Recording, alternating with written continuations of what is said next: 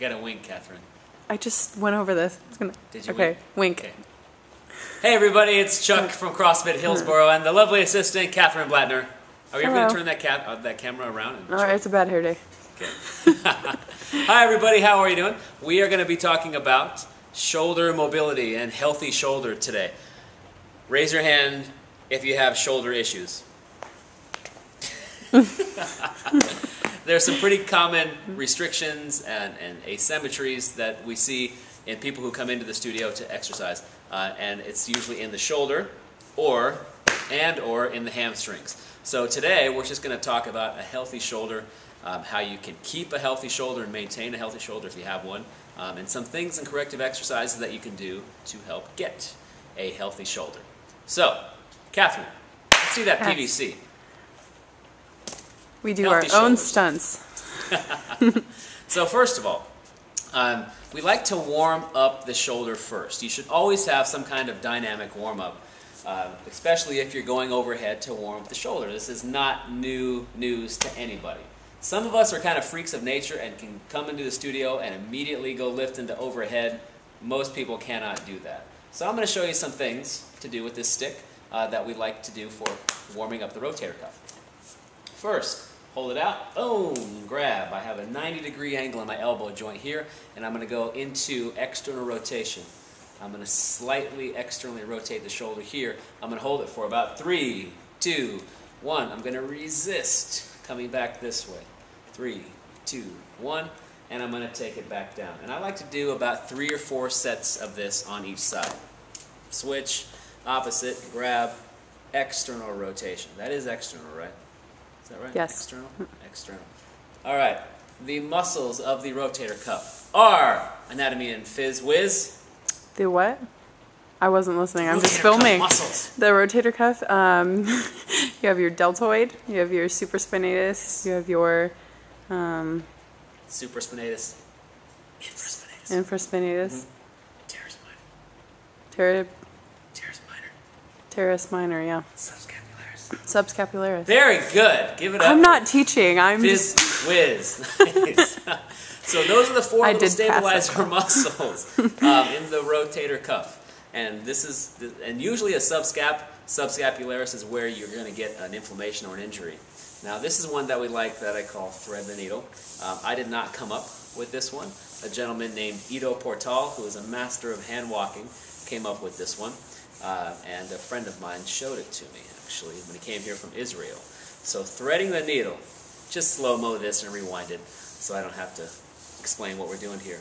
I like to go all the way back behind the head also. This is not only getting internal and external rotation of the rotator cuff, but it's also warming up the wrists too. And if you're really bendy,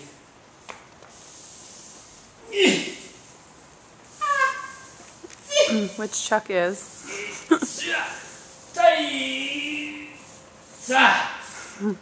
That's fairly difficult. Okay, so of course, the one that most CrossFitters are familiar with is the pass-through, keeping the elbows locked, and if you have a healthy shoulder, you can go all the way back and you can touch your lumbar spine.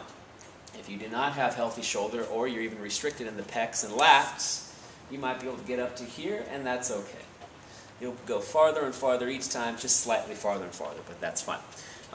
So, some other things that we do to check and see if you have a healthy shoulder is called the sniff test. You're going to sniff your elbow. Can you make a sniffing sound, Catherine? Not today.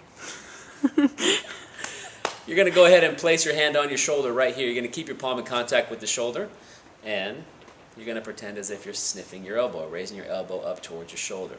Now, if you have any pain right here, that is usually an indicator of a subscapularis, tear, inflammation, strain, or possibly bursitis, which is inflammation of the bursa, which is kind of like a little gel pack that you have inside of your shoulder here. So I have a little twinge. Technically, I should probably have some physical therapy or something like that. On my right side, left side, clear as a blue sky. So, what I'm going to show you now is part of the functional movement screen. Catherine, come over here. This is extremely important. The functional movement screen in CrossFit is the future of fitness. So when we test for what your shoulder mobility is, we just use the tests here on the functional movement screen. I went down to, what's the matter? What are you looking at? I don't think they're going to be able to see this. Okay, that's all right. So here's how we're going to test your shoulder mobility and determine if you need some serious corrective exercises on your shoulder work. Take your thumb, put your thumb inside your fist, make a fist. Take your thumb, put your thumb inside your fist, make a fist. Put your arms outside. Here, this way. Can you see me, Catherine? Yes. You are going to come back here and touch. You are going to internally rotate back and touch. And if I can get my fists within one hand's length of one another, that gives me a score of 3. And my hand's length is from the most distal crease in my wrist to the farthest tip of my middle finger here. So if my fists are within this hand length, which I think is about 6.5 inches or something like that, then I get a 3.